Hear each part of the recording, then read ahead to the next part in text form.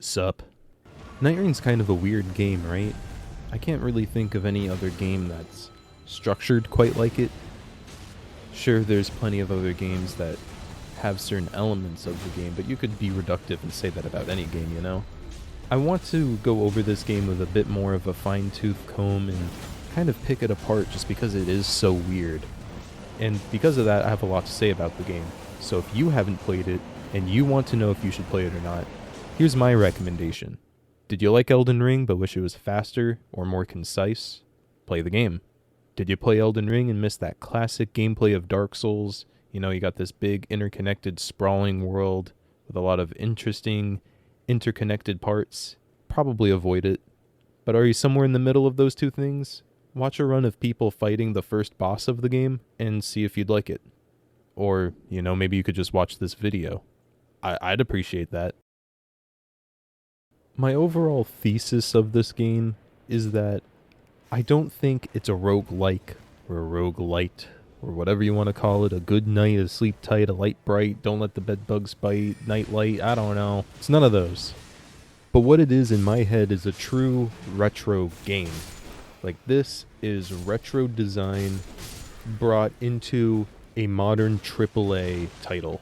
Or you could call it AA if you want, because clearly the budget was like a tenth of Elden Ring's, but we're just splitting hairs at that point. It's still a big budget, relatively speaking, and it's very old-fashioned design. And I think that this is a key distinction too, because a lot of people's complaints with the game is the lack of variety. They say this has not nearly enough variety for a roguelike or a roguelite. I'm not going to do that joke again, it wasn't good the first time. But I think this lack of variety is by design. This lack of variety means that players exit the discovery phase of the game, you know, when they're trying to learn the mechanics, trying to learn all of the different content that there is to the game, and then they can enter that mastery phase of play faster. I think this is kind of a double-edged sword for the game. It really strengthens the strengths, but it provides some weaknesses, and those cracks in the game's design really starts to show after a while. And I mean, it is a long while before those start to show. We're talking 100, 150 hours into the game, at least for me. So let me give you an example of this double-edged sword kind of design. I think one of the best examples are characters. They are fun, and there's a lot of variety too, right? Like, these are all archetypes of Elden Ring character classes. You have the katana samurai sort of character, you have the full caster who does both magic and holy, and then you also have like two different types of tanks, right? You have one that relies on shields, and then you have another one that relies on just tanking hits and poising through them as best he can. That's really fun, and these are really great archetypes too. This variety in characters means that from the very start you have a party already made with distinct roles and mechanics that they're going to be playing off of, which means that you can start building for what you want right out the gate, and you're going to have something online extremely early in your run. I'm talking like the first point of interest you get, you'll probably really be leaning into what your character does. Unfortunately, this means that as you get better at the game and as you start to optimize your runs, these characters start to feel a little less interesting themselves. For example, I played a lot of Raider for a while, and it devolved into me just choosing the weapons that did the most damage and spamming jump attacks with him. Because the jump attacks break stances so quickly, it does so much damage, the stamina cost is so little, and the attacks are so fast, that if I was trying to use ground-based attacks, I'm kind of screwing myself over in the long run. Combine this with the fact that the item pools, the higher and higher you go through a run, become smaller and smaller. The variety only dwindles down. It's like a funnel. Especially with characters like Wilder and Raider. They have so many different weapons they can choose from, especially at the start. But then once you have the run going longer and longer, and once you start hitting like level 10, level 12, even level 15, you're going to only want legendary weapons or rare weapons if you have to settle for those. And with them having the most available to them in the game, it's still only a pool of maybe 5 to 10 different weapons, and then legendary is only maybe like 3 or 4 each. And again, these are the characters with the most variety. It leads to this imbalance where I feel most people want to play Wilder or Raider. At least those are the two characters I've seen pop up the most. Meanwhile, someone like Iron Eye or Executor are only ever going to get bows and katanas, and that's already a very limiting pool, and then it gets even smaller the higher up you go, because Iron Eye doesn't even have a legendary bow. He has 3 rare bows and that's it, which means that your pool of rare items for him is 3 usually. He has high dexterity, so you can be using things like daggers or straight swords if you want, and in quite a few situations that is actually a good thing, but he's the bow guy. Most people, when they choose Iron Eye, they want to use him to use bows, especially since Duchess is kind of the designated dexterity character. When you play Iron Eye, you want to use bows. You want to use the crossbows too, but the crossbows kind of suck in this game, so that really limits you to just the bows. Now, in a vacuum, this approach sounds pretty bad, but there is a caveat to this, and it's that this game is clearly made with 3 players in mind. The variety that comes from the different team combinations that you'll get through playing, especially with randoms, and the items that can be dropped for you, keeps things very fresh throughout every single run I've played just about. I've had multiple instances where I will drop one of those rare bows for my Iron Eye, or vice versa, they drop one for me when I'm playing Iron Eye, and that just completely changes the run for me. Like, it goes from a bad run to a great run just like that, and that's always a great feeling. Unfortunately, this means that your runs in this sense will be very dependent on your team being good to you and not trying to be selfish and trying to be diligent, always looking out for what's the best option for the entire party out of the list of items that they get from a boss. But, that's out of your control. However, something that is in your control is the boss that you fight at the end of every run, the final boss, if you will. This is one of the coolest parts of Nightreign to me. You choose the final boss for your run. I don't think I've ever seen any other game do that, at least not as overtly and explicitly as Nightreign does it. I mean, yeah, there's plenty of games where they'll have, a good ending and a bad ending, and whichever ending you go towards will have a different final boss associated with it. Undertale comes to mind if you want an obvious example. But for an arcade-style game, this is the first instance I think I've seen this happen in, and I find that really fun. And it's not even just the fact that you can choose your final boss, it's that they are all so unique, and they have these distinct, unique weaknesses from each other that really make these bosses feel like they're inspired by even the original Dark Souls or Demon Souls, while still having this level of difficulty associated with Elden Ring's gameplay. So you're getting the best of both worlds with these bosses. I think that's a real step up from quite a few of the bosses of Elden Ring, where usually they started to fall into this pattern of difficult first phase, more difficult second phase, and maybe there's a small elemental weakness that you can use to do a little bit more damage, but it didn't really change how you fight the boss. Having poison to fight the Gaping Jaw changes how you fight it, because you can poison it and then it needs to spit out the poison, which gives everyone a chance to use their ults or heal or just do some kind of combo to get a lot of damage in. I find that really fun. These bosses are really tough, but a smart or a skilled player can really exploit these weaknesses to have a much easier time or try to master the fight and do it faster and faster. I've had runs against some of the toughest bosses in the game where we've still beaten it in under 30 seconds just because we had built perfectly throughout the run for it. And I love that the game lets you do that. It treats these elemental weaknesses and mechanical weaknesses as a base system rather than something tacked on just to give the boss a little bit more personality. This also makes the Everdark system really cool because they can just pull the rug out from under you when it comes to these weaknesses. Like again, with the Gaping Jaw, it'll spit out the poison when you're fighting the normal version, but the Everdark version will not. But the poison's still useful against it. So in the end, it doesn't really feel like they're pulling the rug out from under you with these Everdark bosses. It feels like they expect you to master the challenge that they had originally presented you by giving you less options to deal with it, which is an interesting way to ramp up the difficulty. I find that these bosses are some of the best in the series, flat out. And this doesn't just go for the Everdark ones, it goes for the base versions again. I talked about the Gaping Jaw already, but Libra is a fan favorite for a reason. The complete dedication that the game has to having him be this alchemist who's also a demon is incredible. He offers you a deal at the start, and then he even drops these items that heal you and cure the buildup of the attacks that he's doing on you. And then the Everdark version cranks that up to an 11 with him forcing his Faustian bargains on you, and then going as far as to make homunculi based on you. He is 100% an alchemist and a demon.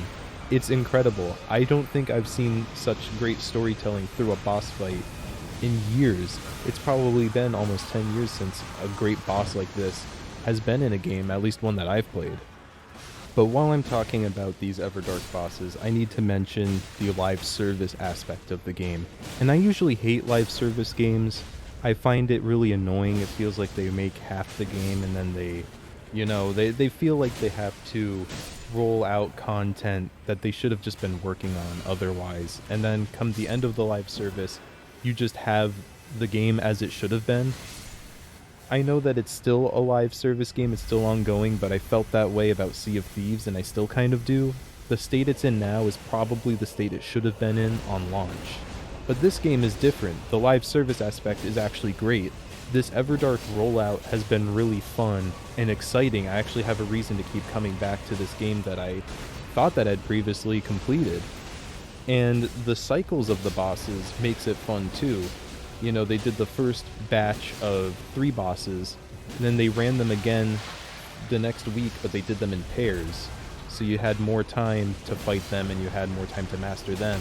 And once you got comfortable with those, they rolled out the even harder ones for the next 4 weeks. And I think this is all leading up to the DLC. I think they're going to do something where they run all of the bosses again in a cycle or 2, and then the DLC is going to drop. But we'll just have to wait and see. But I find that to be a really interesting way to keep the player base up and keep them excited for things to come, because this is a very exciting game.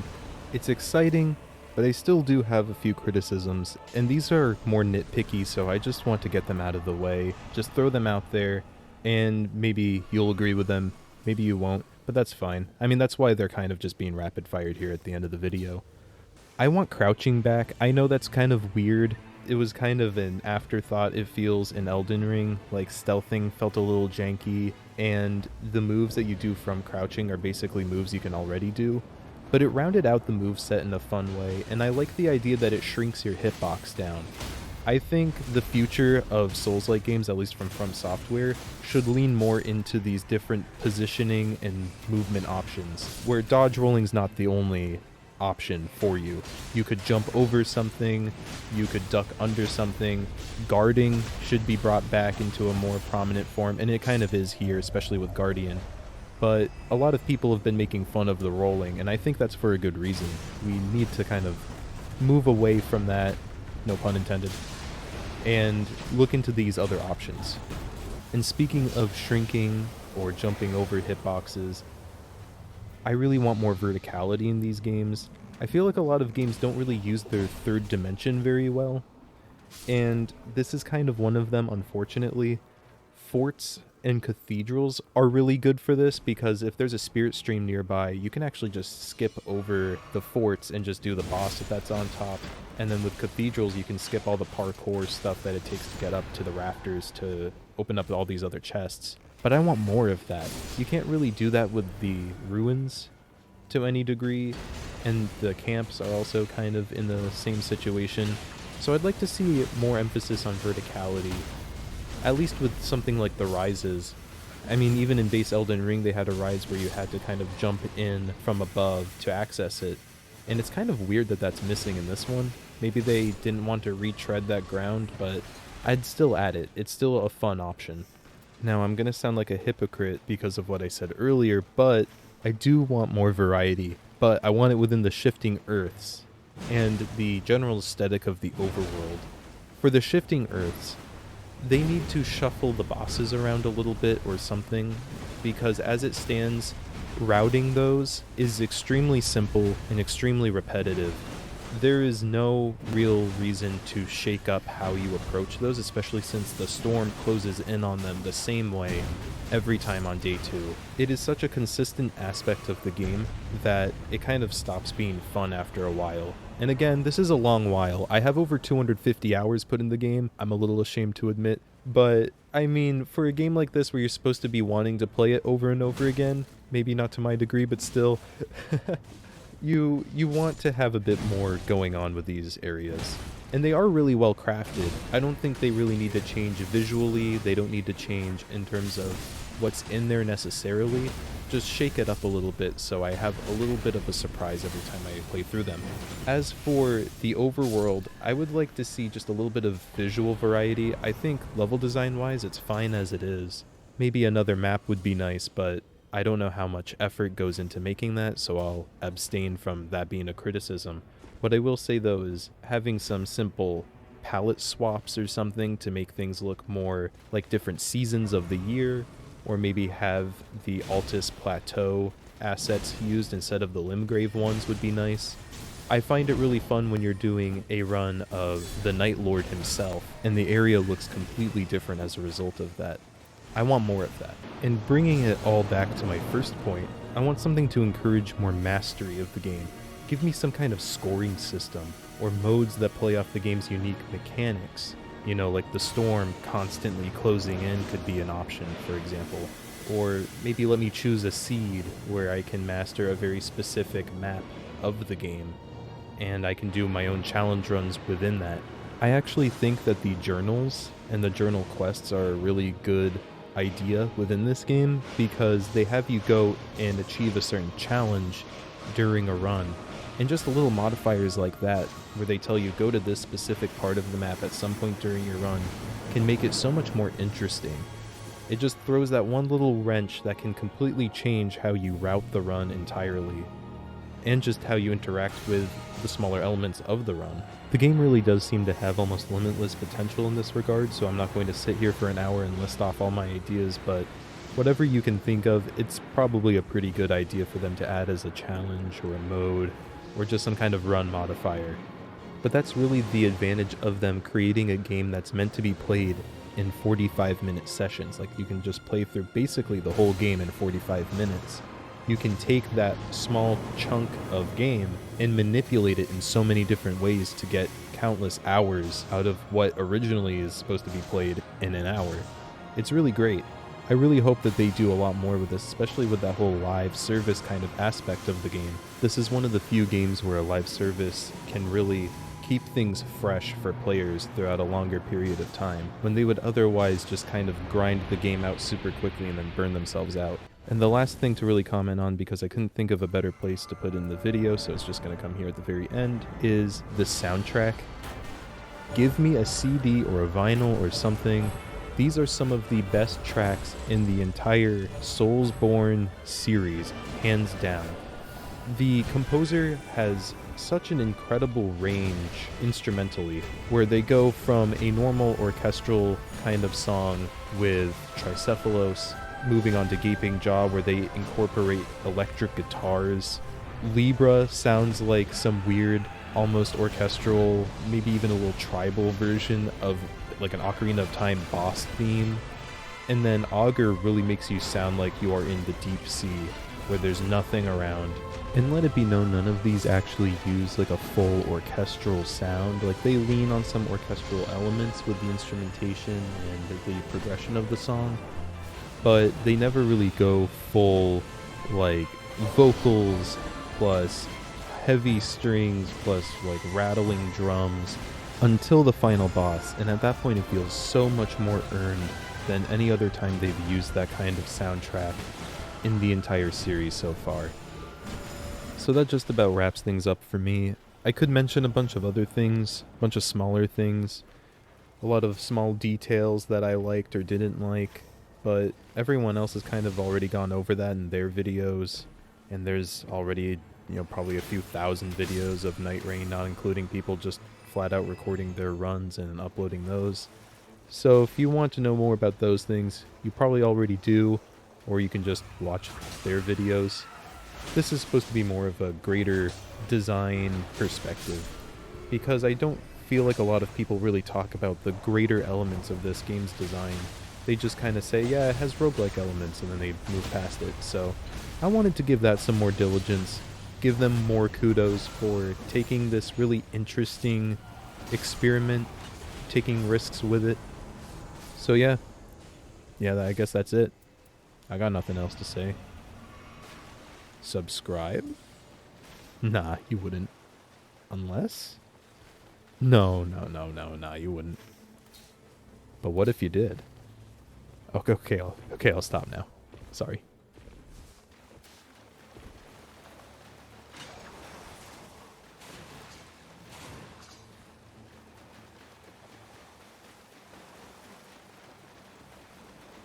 Unless